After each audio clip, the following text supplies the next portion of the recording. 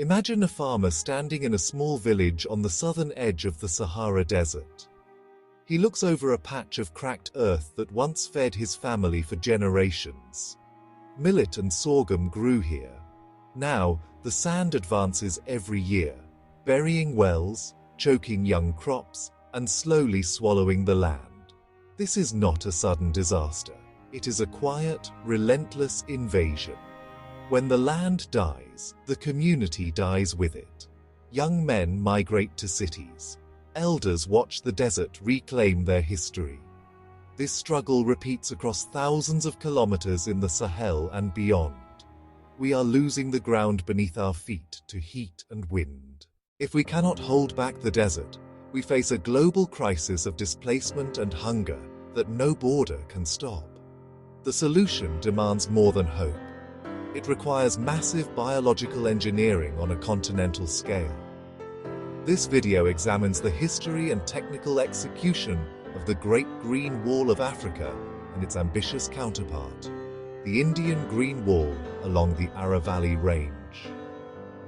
We'll explore how these projects use trees, soil, water management, and modern technology to push back desertification and restore millions of hectares of land. If you're fascinated by these large-scale human engineering stories, make sure to subscribe to The Built World and turn on notifications so you never miss our upcoming episodes. The concept of the Great Green Wall began as a technical response to the Sahelian droughts of the 1970s and 1980s.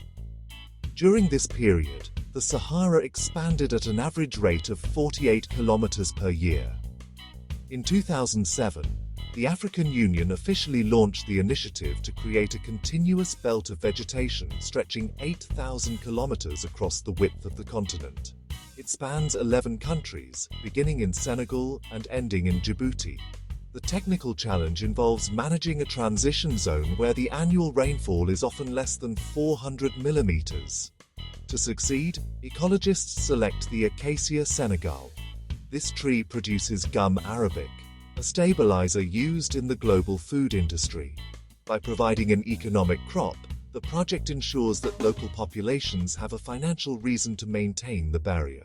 The mechanical process of restoration begins with water management. In areas where the soil has become as hard as concrete, rain simply runs off the surface. This leads to further erosion and the loss of the A-horizon soil layer. To combat this, technicians use a method called ZI. This involves digging small pits in the ground during the dry season. These pits are filled with organic matter to increase the carbon content of the soil. When the rains arrive, the pits capture the water and concentrate nutrients. Another technique is the construction of half-moons. These are earth embankments shaped like crescents that catch rainwater on slopes. By slowing down the movement of water, the soil has time to absorb moisture. This increases the soil moisture content from a baseline of 2% to over 12% in treated areas. The impact of these interventions is measurable through the reduction of wind-borne particulate matter. In Senegal, over 12 million drought-resistant trees were planted in a single decade. These trees act as windbreaks. They reduce the speed of the wind at ground level by up to 50%. This prevents the wind from picking up the topsoil and carrying it away while creating a more stable microclimate for smaller plants to grow. China has implemented a similar strategy known as the 3 North Shelter Forest Program. Launched in 1978, this project aims to combat the expansion of the Gobi Desert. It covers an area of 4.48 million square kilometers. By the year 2050, the project aims to have planted over 100 billion trees. The technical success is clearly visible in the stabilization of the Mu-Us Desert, where shifting dunes have been turned into stable grasslands and shrubs. If you enjoy these deep technical breakdowns of global engineering projects, subscribe to The Built World. We release new videos every week, exploring how humanity builds a more resilient future. While Africa and China lead the way, India has begun its own ambitious version, the Great Green Wall of Aravalli. This 400-kilometer long and 5-kilometer wide green belt is planned to stretch from Porbandar in Gujarat to Panipat in Haryana to stop the eastward expansion of the Thar Desert. For years, the ancient Aravalli Range acted as a natural barrier, but decades of illegal mining and deforestation have stripped the hills bare. The Indian Green Wall focuses on restoring the Aravalli ecosystem, using native species like neem, peepal and babool that are perfectly adapted to arid conditions.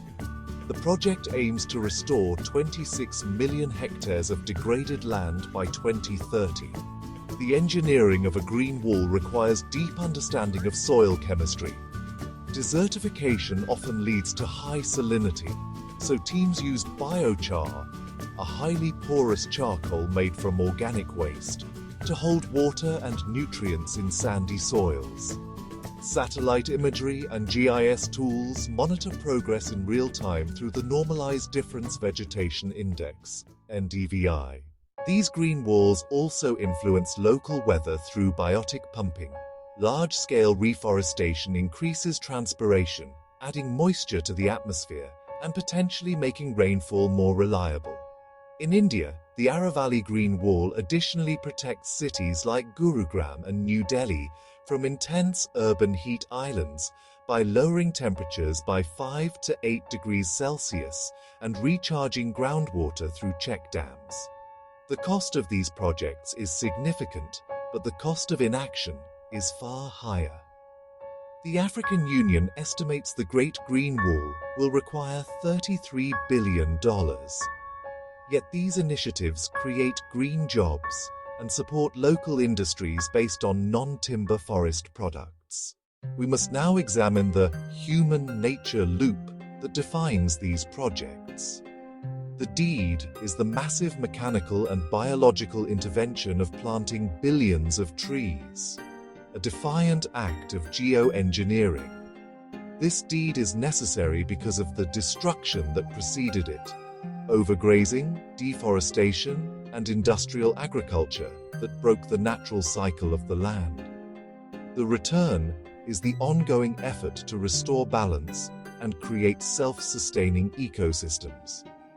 As of 2026, only about 15% of the African Great Green Wall goal has been met, but completed sections already show remarkable resilience. Trees planted in Senegal in 2008 are now mature and naturally expanding the forest. The Great Green Wall projects represent a fundamental shift in how humanity views the environment, moving from pure extraction toward active stewardship. These are the largest living structures on the planet, monuments to our ability to fix what we have broken using biology itself. If you want to follow more stories like this, where human ingenuity meets nature's power, please subscribe to The Built World and join our growing community. In conclusion, the Great Green Wall of Africa and the Indian Green Wall project prove that humanity can push back the desert. The sand can be stopped, the land can heal, and with persistent, intelligent effort, we can secure the habitability of vast regions of our planet for generations to come. This is the Built World, where human ingenuity meets nature's resilience.